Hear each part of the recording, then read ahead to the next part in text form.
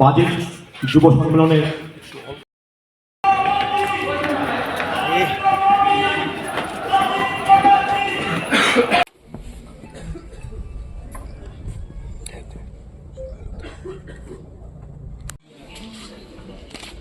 भारत माता की যুব মোর্চা জিন্দাবাদ, যুব মোর্চা জিন্দাবাদ, যুব মোর্চা জিন্দাবাদ।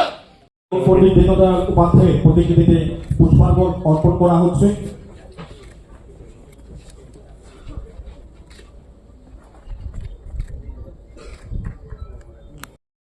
উনার নামে নামাঙ্কিত করার জন্য আমি রাজ্যের জনপ্রিয় মুখ্যমন্ত্রী মহোদয়কে সমস্ত, বিশেষ করে আমাদের প্রদেশ সভাপতি এবং রাজ্যের জনপ্রিয় মুখ্যমন্ত্রীর ওনাদের বক্তব্য আমরা সবাই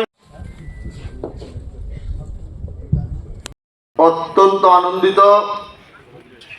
আমরা প্রদেশ যুব মোর্চার পক্ষ থেকে রাজ্যসভার সাংসদ শ্রদ্ধেয় রাজীব ভট্টাচার্য মহোদয়, আমরা প্রদেশ যুব মোর্চার নেতৃত্ব শ্রদ্ধেয় রেবতী ত্রিপুরা মহোদয়, আমরা ওনাকেও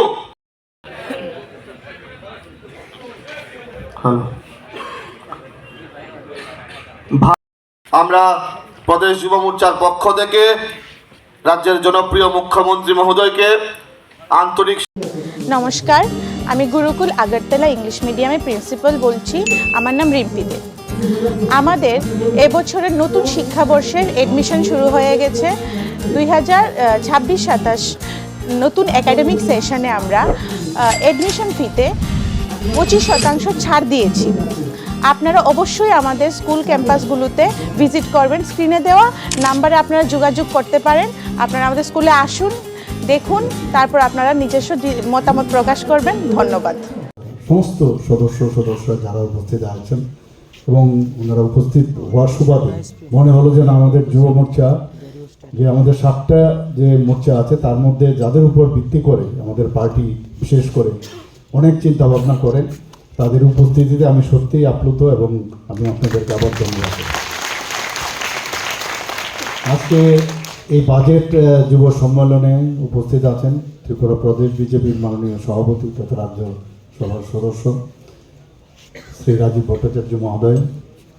উনি ওনার বক্তব্য আমাদের সামনে রেখেছেন, পুরো বিষয় মোরাললেস উনি বলেছেন। এখানে উপস্থিত আছেন যিনি ওনার বক্তব্যের মধ্যে আমরা অনেক কিছু জানলাম। আমাদের প্রাক্তন যিনি ইস্ট কনস্টিটিউয়েন্সির পূর্ব সাংসদ শ্রী রেবতী ত্রিপুরা মহোদয়, এবং উনি বলছিলেন যে উনি এই যুব মোর্চার থেকেই আজকে যে জায়গায় উনি এসছেন, যুব মোর্চার থেকে ওনার শুরু, টিচার ছিলেন, ডিপেন্ড না করা।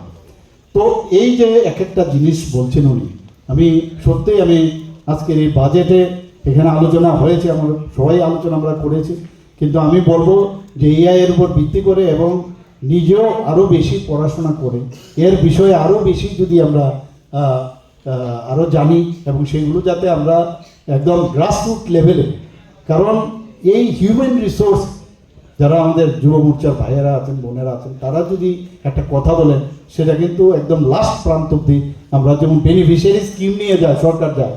এই যে এখানে আমি বললাম বাজেট অফ ব্রেইনেরও দরকার, আমাদের বাজেট অফ ব্রেইনও দরকার। আমরা সারাদিন এই বছরটা আমরা কী করবো, এই বাজেট নিয়ে আমার লাস্ট প্রান্ত অব্দি সব মানুষকে আমার বলা, নিজেদের মধ্যে আলোচনা করা, তবেই যাতে গিয়ে এটা সার্থকতা আসবে। সবাইকে আবার অসংখ্য ধন্যবাদ দিয়ে আমি বিশেষ করে মাননীয় প্রধানমন্ত্রীজি এবং মাননীয় অর্থমন্ত্রীকে বিশেষ ধন্যবাদ দিয়ে আমার কথা বলা শেষ করছি। এই ধরনের একটা সুন্দর বাজেট আমরা রেখেছেন আমাদের আগামী দিনে বিকশিত ভারতের জন্য।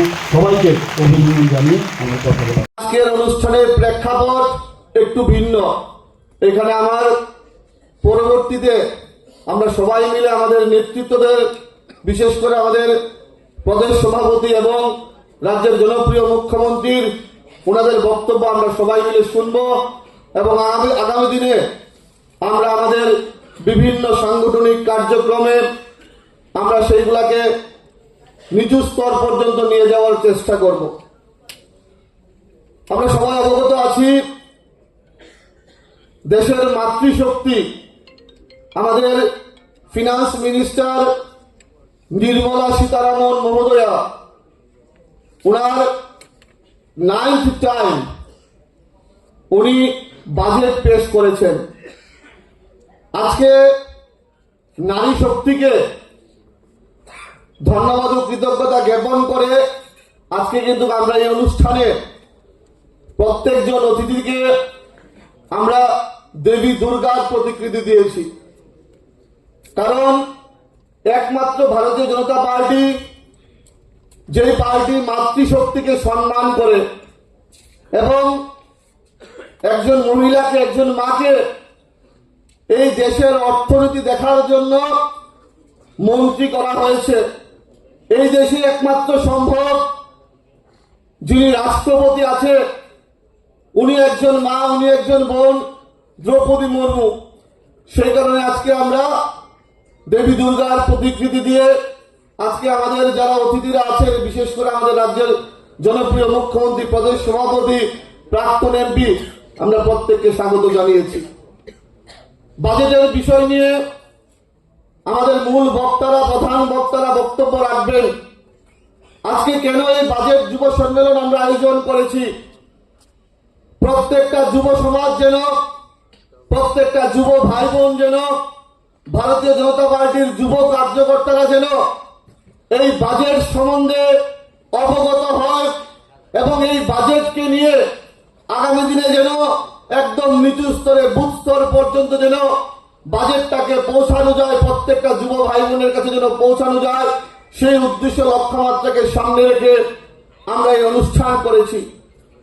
বিভিন্ন রাজনৈতিক দল বাজেটকে নিয়ে কটাক্ষ করার চেষ্টা করছে। আমি যে বিধানসভার বিধায়ক, বিশালগড় বিধানসভায় কিছুদিন আগে প্রাক্তন মুখ্যমন্ত্রী মানিক সরকার গিয়ে বলেছেন এই বাজেট নাকি কর্পোরেটরদের বাজেট। আসলে ওনাকে শ্রদ্ধা করি, উনি বয়স অনেক বড় আমাদের থেকে। উনার বোঝা দরকার, উনার দলের নেতৃত্বদের বোঝা দরকার আমরা শুধু বিরোধিতার জন্য বিরোধিতা করব না। এই বাজেট যুবাদের বাজেট, এই বাজেট মায়েদের বাজেট, এই বাজেট কৃষকদের বাজেট, এই বাজেট এই দেশের প্রত্যেকটা অংশের সাধারণ জনগণের বাজেট। এই বাজেটে যেরকম কৃষকদের প্রাধান্য দেওয়া হয়েছে, এই বাজেটে যুবাদের প্রাধান্য দেওয়া হয়েছে, এই বাজেটে মায়েদের প্রাধান্য দেওয়া হয়েছে। এই বাজেট আমাদের প্রত্যেকের বাজেট, তাই এই বাজেটকে আমরা সমর্থন করি। এই সমর্থন করে আজকে আগরতলা শ্যামাপ্রসাদ মুখার্জি টাউন হলে রাজ্যের বিভিন্ন প্রান্ত থেকে এখানে যুব ভাইয়েরা এসছে এই বাজেটকে সমর্থন জানানোর জন্য। আপনারা বিভিন্ন সময় দেখি বিরোধী দল শুধুমাত্র বিরোধিতার জন্য বিরোধিতা করে। আমরা যুব মোর্চার কার্যকর্তারা আমরা সবাই জানি Bharatiya Janata Party the party with differences. আমরা অন্যান্য রাজনৈতিক দল থেকে আলাদা এবং আমাদের যুব সংগঠন অন্যান্য রাজনৈতিক দলের যুব সংগঠন থেকে আলাদা। আমরা শুধুমাত্র রাজনৈতিক কর্মকাণ্ড নিয়ে ব্যস্ত থাকি না, আমরা শুধু ঝান্ডা নিয়ে মাঠে দৌড়াই না, আমরা শুধু মিছিল মিটিং নিয়ে ব্যস্ত থাকি না, আমরা সমাজের বিভিন্ন সামাজিক কাজ আমরা করে থাকি, বিভিন্ন সাংস্কৃতিক কাজ আমরা করে থাকি। আমরা দায়িত্ব নিয়ে সরকারের বিভিন্ন পদক্ষেপগুলোকে সমর্থন জানিয়ে বিভিন্ন কার্যক্রম আমরা করে থাকি। এই বাজেটের কে নিয়ে যে যুব সম্মেলন, সেইটাও কিন্তু আমরা সমাজের অন্তিম ব্যক্তি পর্যন্ত, সমাজের যুব সমাজের কাছে এই বাজেটকে, ঐতিহাসিক বাজেটকে পৌঁছে দেওয়ার জন্য আমরা এই কার্যক্রম হাতে নিয়েছি। আমি প্রত্যেকের কাছে অনুরোধ করতে চাই, এই বাজেটের প্রেক্ষাপটের বাইরে গিয়ে আগামী দিনে এই রাজ্যে এডিসি নির্বাচন হবে। আমরা দেখেছি আমরা প্রত্যেকটা নির্বাচনে যুব ভাইয়েরা অক্লান্ত পরিশ্রম করে ভারতীয় জনতা পার্টিকে শক্তিশালী করার লক্ষ্যে প্রফেসর ডক্টর মানিক সাহার নেতৃত্বে যে সরকার চলছে সেই সরকারকে আরো বেশি সুপ্রতিষ্ঠিত করার লক্ষ্যে যুব সমাজ অক্লান্ত পরিশ্রম করছে। আমি প্রত্যেকের কাছে দায়িত্ব দিতে চাই, আগামী এডিসি নির্বাচনে যেই বিরোধী দলে আসুক না কেন, যুব ভাইয়েরা, যুব কার্যকর্তারা প্রত্যেকটা বুথে, প্রত্যেকটা জায়গায় অতন্ত্র প্রহরীর মতো কাজ করতে হবে। যারা যে যত বড় কথা বলুক না কেন, যুব ভাইয়েরা প্রত্যেকটা বুথে গিয়ে কাজ করব। আগামী এডিসি নির্বাচনে মুখ্যমন্ত্রীর যে স্বপ্ন, আমরা জানি উনি অক্লান্ত পরিশ্রম করছে, এডিসি এলাকায় গিয়ে বিভিন্ন কার্যক্রম করছে। আমরা এডিসি নির্বাচনে আমরা কিন্তু আমাদের যে দায়িত্ব, সেই দায়িত্ব আমরা পালন করব।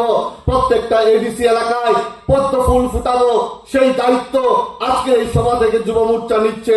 আমি মাননীয় জনপ্রিয় মুখ্যমন্ত্রী মহোদয়কে আমি বলতে চাই, আমরা যুব ভাইয়েরা প্রত্যেকটা জায়গায় গিয়ে আমরা সাংগঠনিক স্থিতি আরো মজবুত করব এবং আগামী দিনে ভারতীয় জনতা পার্টিকে আরো বেশি শক্তিশালী করার লক্ষ্যে আমরা সবাই এক কাট্টা হয়ে হাতে হাত মিলিয়ে কাজ করব। আমি আমার